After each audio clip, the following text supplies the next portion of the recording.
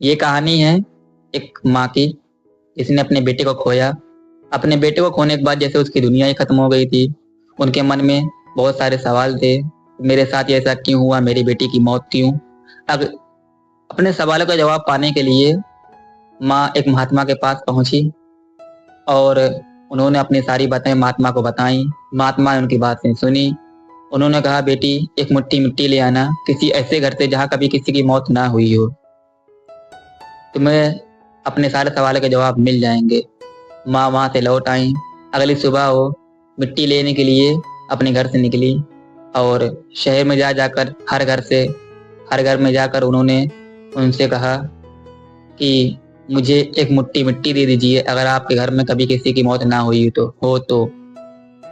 लेकिन माँ को हर घर से एक ही जवाब मिला, बेटी हमारे यहाँ कभी किसी न किसी की मौत तो हुई ही है। ऐसा करते करते रात हो गई। माँ के हाथ अब भी खाली थे, लेकिन उनकी आंखों में एक अलग ही चमक थी। अगली सुबह माँ महात्मा के पास पहुंची। महात्मा ने माँ से कहा, बेटी मिट्टी नहीं लाई। माँ ने आंसू पोंछते हुए महात्मा से कहा कि मुझे अपने सवालों के जवाब मिल गए हैं। ऐसा कोई भी घर नहीं था जहाँ कभी किसी की मौत ना हुई हो। दुख हर किसी की जिंदगी में आते हैं, इससे कोई नहीं बच सकता, कोई बचा नहीं है। हर किसी की अपनी कहानी होती है। दोस्तों, जिंदगी में दुख और सुख आते रहते हैं और उनके साथ हमें जीना सीखना चाहिए।